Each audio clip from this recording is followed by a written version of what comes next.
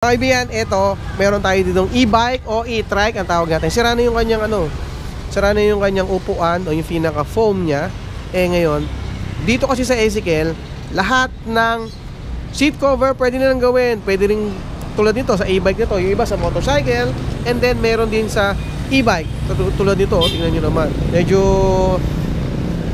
talaga, upas na yung kanyang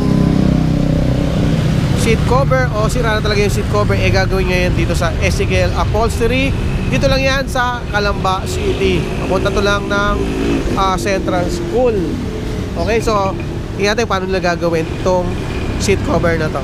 Okay, yan. So kung magpapagawa kayo ng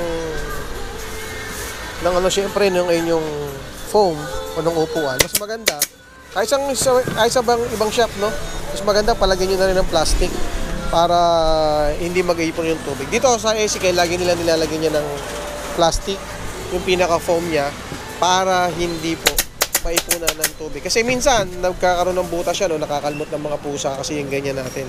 And then, pag nabutasan na yan, or kapag may kalmot na yan, or may butas na yan, papasok yung tubig dun sa loob ng foam. At yun, dun magkakaroon ng problema yung foam natin at papangit yun. Dito, kay Ezekiel yan, lagi nilalagyan nila ng plastic yan. So, ayan, ito yung second na upuan na ginagawa doon sa e-trike na yun, sa e-bike. Dalawa kasi yung upuan niya, ito, may plastic din siya para hindi maipon yung tubig. Okay, so yan, sa halagang 500 pesos, tama?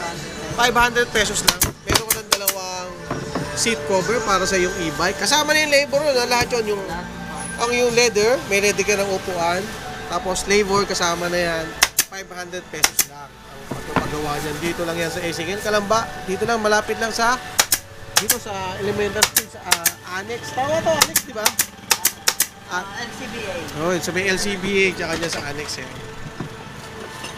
Yun, Up! Yan, kita nyo naman, napakaganda naman, ang angas, di ba? So, sa halagang 500 pesos, yung kanyang upuan na kanyang e-bike na 7 years na to, itong e-bike na to, ayan, nagawa na ng paraan or napalta na ng seat cover.